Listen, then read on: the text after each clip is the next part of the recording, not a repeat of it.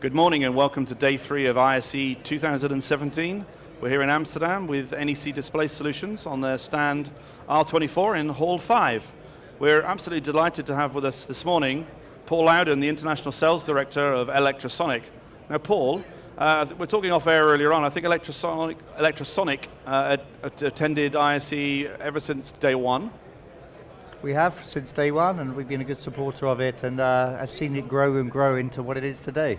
Now, where can people find you guys at this show, and what should people be looking at your stand? I think Hall 5 is where we are, so where we're sitting right here, right now, and I think what they should look at from us is really innovation, both in the corporate and entertainment space, with a specific bits of secret sauce that we bought, which we think differentiates us from our competition. Now you guys are, you just mentioned it, you're unique. You're the only distributor integrator that does anything with both corporate and entertainment. How, I mean that is unique, but how does it make you really, really different? How does it, what's the secret sauce behind all of that?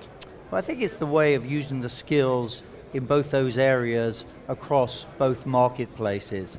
You know, and I think about the skills that we have in the entertainment markets where they really drive innovation, and some of the projects that we have in the corporate market where they are looking at innovations. So there's a really good example of where we're using the skills we have in one area successfully to really drive adoption in the other area.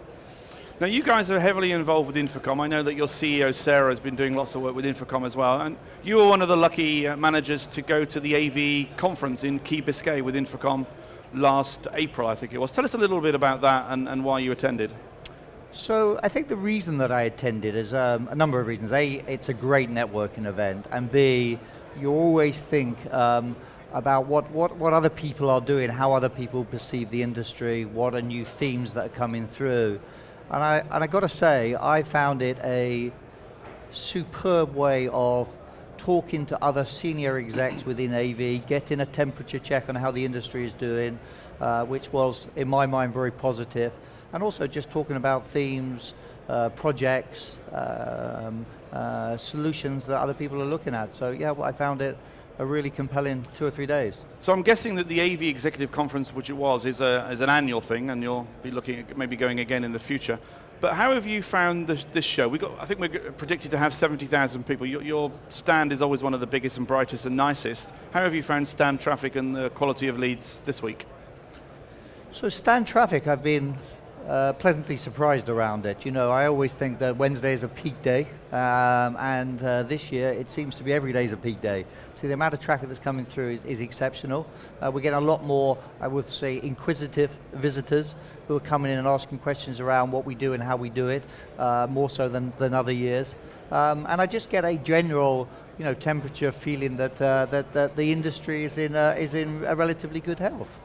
Now you're the International Sales Director, and Electrosonic are obviously a big international company. What other sort of Infocom events, apart from the Executive Conference, do you tend to exhibit at during a year? So I don't think we really focus on Infocom US, and we focus on Infocom, the ISE event. I think they're two our main events. In our entertainment business, we have some number of very specific entertainment relevant events, like the IAPA event for the theme parks. But from an Infocom perspective, I think we focus on the big two.